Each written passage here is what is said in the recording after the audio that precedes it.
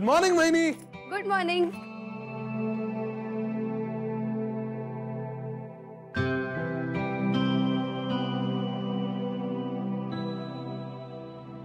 अहो भाऊजी काय करताय? मी ऑफिसला जायला निघालीये. नो वहिनी, आज तू ऑफिसला जायचं नाहीस. आज पूर्ण दिवस आपण वेगवेगळे खेळ खेळून वेळ काढायचा. नाही नाही, मला आज ऑफिसला जाणं गरजेचं आहे. आज राजेश येणार आहे ऑफिसमध्ये. कोण राजेश? राजेश म्हणजे लेबर कॉन्ट्रॅक्टर.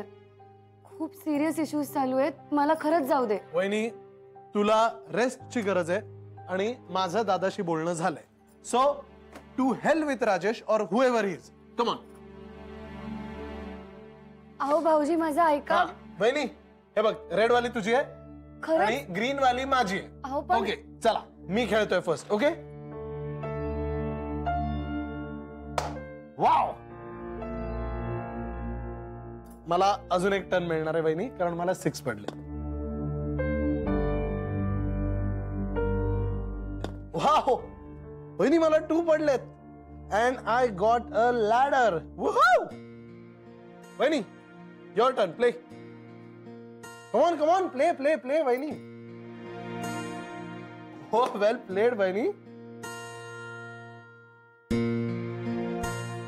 आता मला 6 नको पडायला, नाहीतर स्नेक आहे तिथे. परत डायरेक्ट खाली 18 वर. तो 6 नको. येस. कॉन वहिनी, योर टर्न.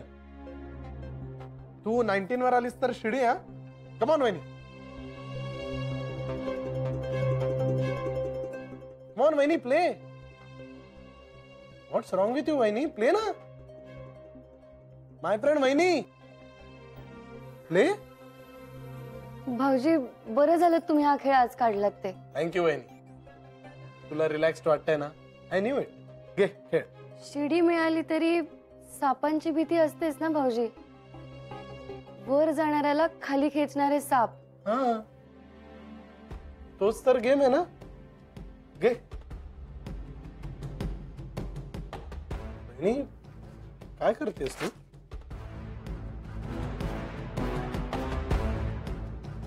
आपल्या कंपनीमधल्या सापांना शोधते.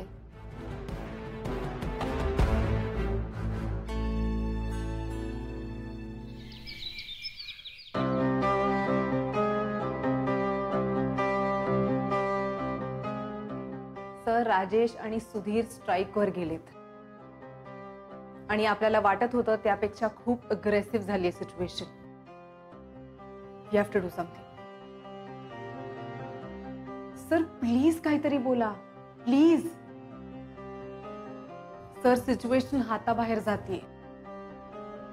सर, कंपनी बंद पडेल अचानक.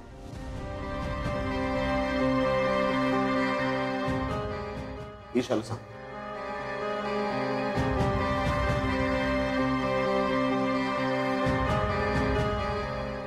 विक्रांत, प्रकरण गळ्याशी आलंय. आता किती वेळ थांबणार आहेस तू? ईशा करेल सगळं. ती काय करणार आहे?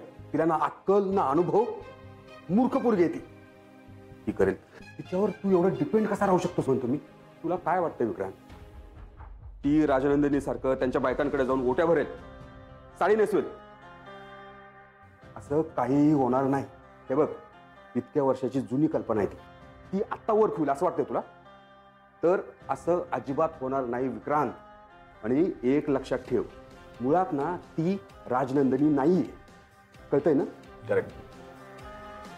आपोआप होणारच नाही, आपल्याला ते घडवावं लागेल. म्हणजे आई साहेबांना फोन लाव.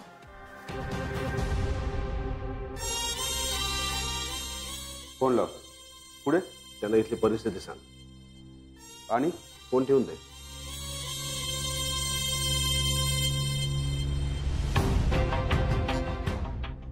सगळं व्यवस्थित होईल. विश्वास ठेव माझ्यावर चेंडे. लाव फोन.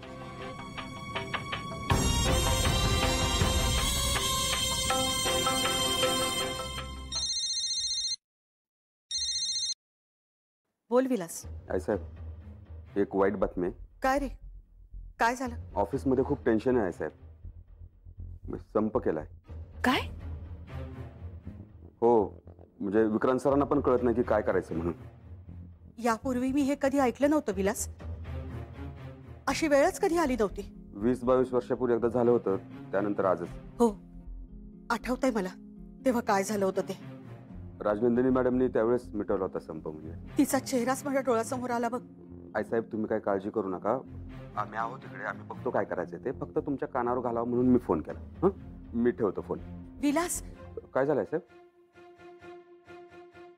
इथे काही काही गोष्टी विचित्र घडत आहेत. म्हणजे?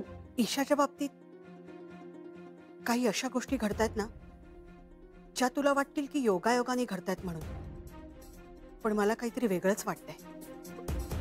काय वाटतंय साहेब?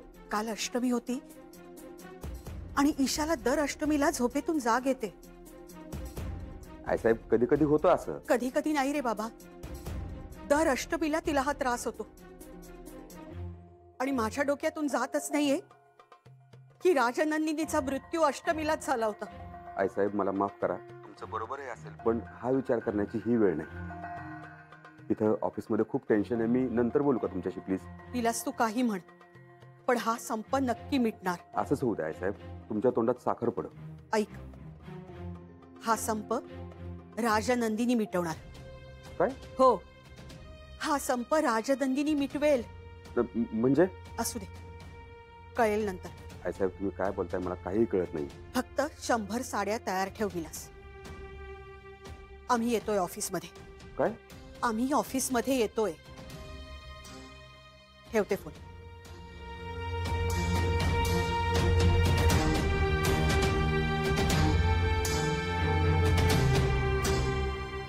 मंदा, आले आई सर. मंदा, तयारी करून मला निघायचंय. सर्जरीवाना सांगून 100 रोट्या मागवून घे. 100 रोट्या कशाला आई सर? आज त्याची गरज पडणार आहे. जात. ईशा आणि राजनंदिनीमध्ये नक्की साम्य.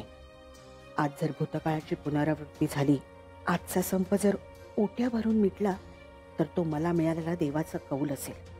बघूया आज संप कसा मिटतोय ते. माझ्या मनाची मोठी परीक्षा आहे देवा. येते मी. वहिनी वहिनी वहिनी, आज तू कुठेही जाणार नाहीयेस. भाऊजी हो, मला जाणं गरजेचं आहे. प्लीज मला जाऊ दे. नो नो वे. तब्येतीपेक्षा जास्त इम्पॉर्टंट काहीच नसतं.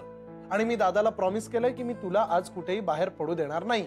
सो नाही जायचं. भाऊजी मला सांगा, तुमच्या समोर दादांचाच आदर्श आहे ना? Yes, he is my idol. मग भाऊजी तुम्ही हा विचार करा की विक्रांत सर कुठल्याही कारणाने आपलं काम सोडतात का? नाही ना. ते रोज ऑफिसला जातात, काहीही झालं तरी. आणि कधी कधी ते कामात इतके रमतात की घरी यायला सुद्धा विसरतात. हो, तो करतो असं कधी कधी. मग इतकं डेडिकेशन असल्याशिवाय त्यांनी एवढी मोठी इंडस्ट्री उभी केली असती का? नो. मग आपण आपल्या लेवलला सुद्धा खूप मनापासून काम केलं पाहिजे ना, स्पेशली जेव्हा अर्जंट काम असतं तेव्हा. Yes, you are right. But भाऊजी, मला जाणं गरजेचं आहे, कारण माझ्या डिसिजनवर खूप लोकांचं काम अवलंबून आहे. आणि असं असताना आपण जास्त जबाबदारीने वागलं पाहिजे ना. त्यामुळे भाऊजी, मला इथे असं खेळत बसून नाही चालणार आहे. कळतंय ना तुम्हाला? ओके, सो तुला आज ऑफिसला गेलंच पाहिजे. हो. ठीक आहे. पण मी येणार तुझ्या बरोबर. चालेल, पण आपण लगेच निघूया. येस, चला. Let's go.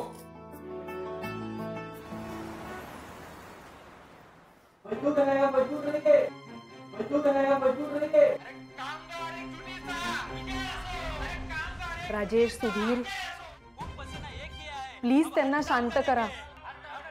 हे ऑफिस आहे, आरडाओरडा करून काही होणार नाहीये. प्लीज.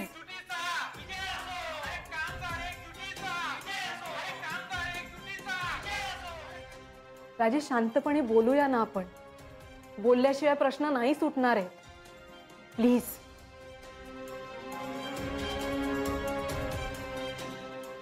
Thank you very much. तुमचे आमच्या कंपनीशी इतक्या वर्षांचे रिलेशन्स आहेत, तरीही तुम्ही स्ट्राईक केली. दिस इज नॉट डन. आम्ही पण तेच म्हणतोय मॅडम. आमचं इतकं वर्षांचं रिलेशन आहे कंपनी बरोबर, तरी सुद्धा आम्हाला आज संप करावा लागला. आमचं कोणीच ऐकून घेत नाही मॅडम. त्या नवीन मॅडम आहेत ना, त्यांना आमचे प्रॉब्लेम, आमच्या कामगाराचे प्रॉब्लेम्स काय माहिती आहेत का? त्या बोलतात रायटिंग मध्ये द्या, आमचं काय पण ऐकून घेत नाही. तुम्हाला सांगतो, कामगारांच्या बाजूने उभं राहावं लागतं, त्यांच्यासाठी लढावं लागतं. हो, कामगाराला पण पोट असतं, त्या पोटाला लागतं 2 टाइम. अहो सर आले.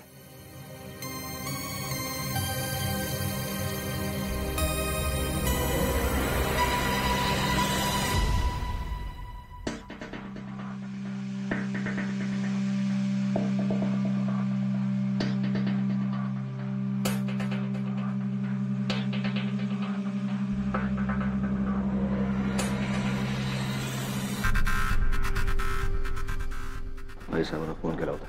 त्यांना सांगितले सगळं व्यवस्थित येत आहेत. आता बघ ईशाची राजनंदिनी कशी होतात.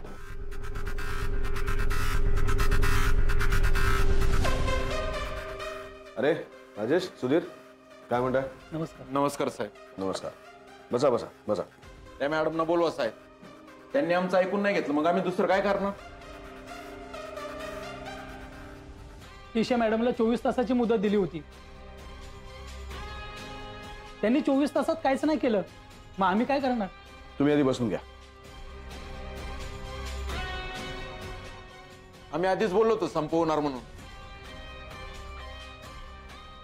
कुठे आहे ईशा मॅडम?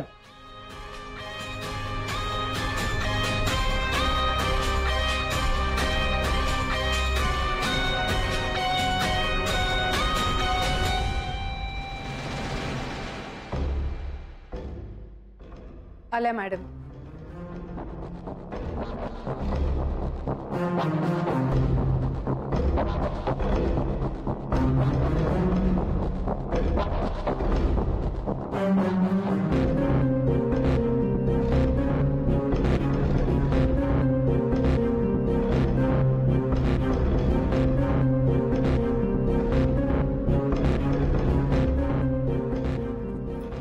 ईशा, यांना तुझ्याशी काहीतरी बोलायचं आहे. 24 तास उलटून गेले मॅडम. संप असा सुरू राहणार.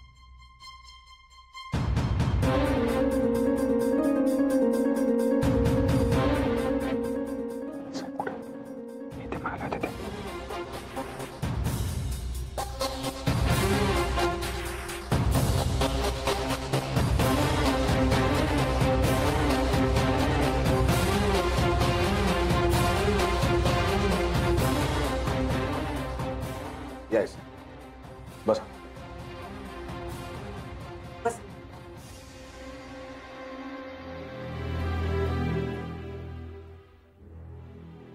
राजेश, सुधीर, हे काय आहे सगळं?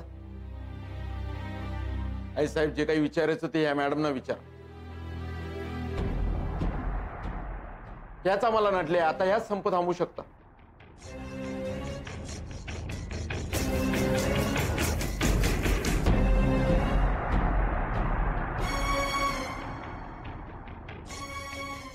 ईशा, यावर काय निर्णय आहे तुझा?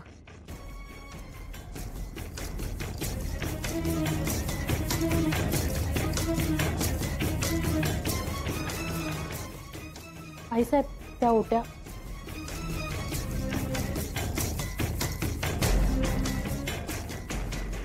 ईशा, काय ठरवलंयस तू?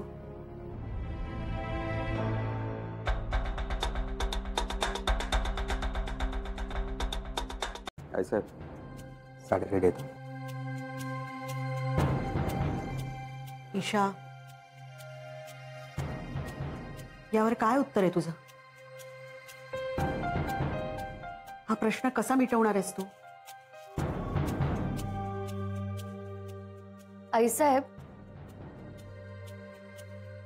यांच्या कुठल्याही प्रश्नांची उत्तरं द्यायच्या आधी मला त्यांना एक प्रश्न विचारायचा आहे.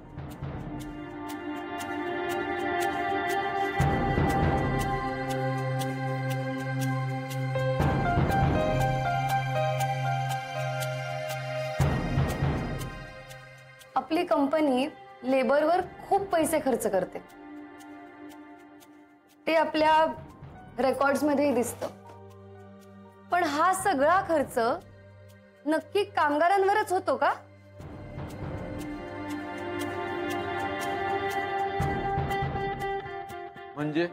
म्हणजे मिस्टर राजेश, जेवढे पैसे कंपनीकडून वर्कर्ससाठी सँक्शन होतात त्यातली खूप मोठी रक्कम तुम्ही तुमच्या खिशात घालता.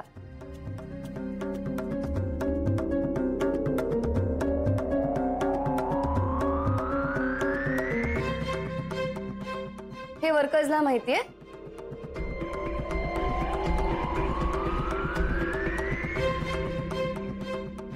या खर्चाचा कुठलाही हिशोब नाहीये.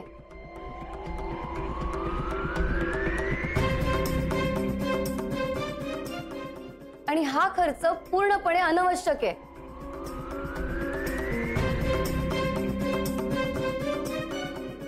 हो मॅडम, काय बोलताय तुम्ही? मॅडम, आम्ही आमच्या वर्करच्या चांगल्यासाठीच पैसे खर्च करतो. ते कळेलच. तुम्ही कधी सापशिडी खेळलाय?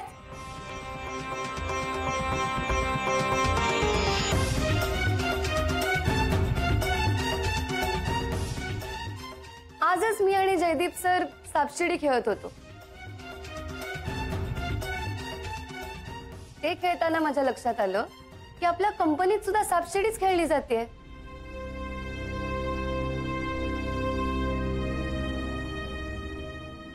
छोटे छोटे प्रॉफिट करत आपण शिडी चढत जातो, पण एकच मोठा साप येतो आणि सगळा प्रॉफिट खाऊन टाकतो.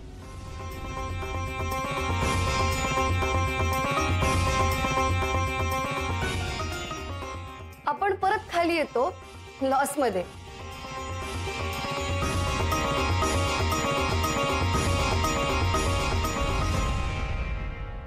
हा साप कोण आहे हे वर्कर्सला माहित नाहीये.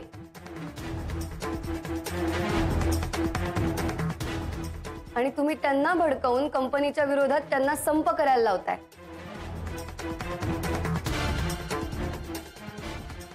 पण त्यांना जर का हे कळलं तर तुमची हालत काय होईल ह्याचा तुम्हीच विचार करा. हो मॅडम, वाटेल ते काय. एक मिनिट. आता तुम्ही ठरवा की तुम्हाला हा संप चालू ठेवायचा आहे का सामोपचाराने मिटवायचा.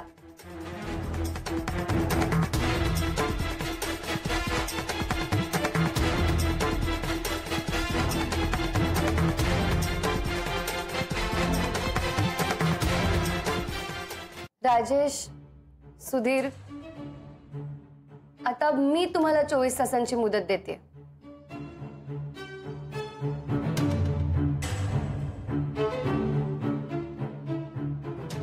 पुढच्या 24 तासात जर का तुम्ही संप मागे नाही घेतलात तर सापशिडीतल्या सापाचं नाव मी जाहीर करेन. शिंदे, काय चाललंय हे सगळं? I really don't know marriage. खरंच मला माहित नाही. शिंदे, आपल्या कंपनीत फ्रॉड. इतकी वर्ष आपल्याला काहीच कळलं नाही. कोण आहे हा करप्ट स्नेक? आणि त्याचा परिणाम काय होईल हे मी तुम्हाला वेगळं सांगायची गरज नाहीये.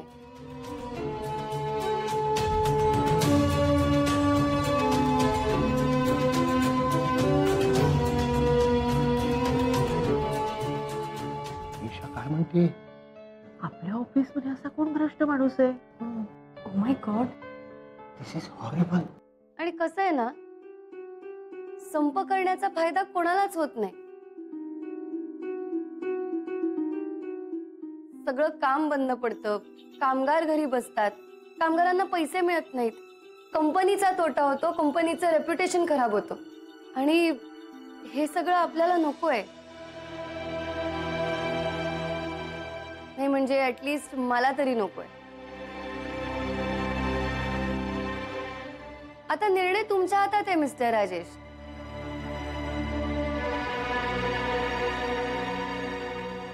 संप चालू ठेवायचा का संप बंद करायचा हे तुमच्या हातात आहे. संप चालू ठेवलात तर पुढच्या कारवाईला तुम्हाला सामोरं जावं लागेल.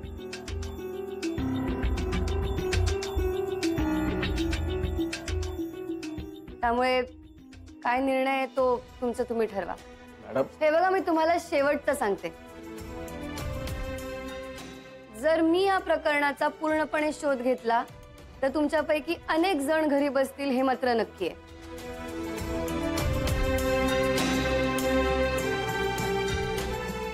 त्यामुळे काय करायचं हे आता तुम्ही ठरवा.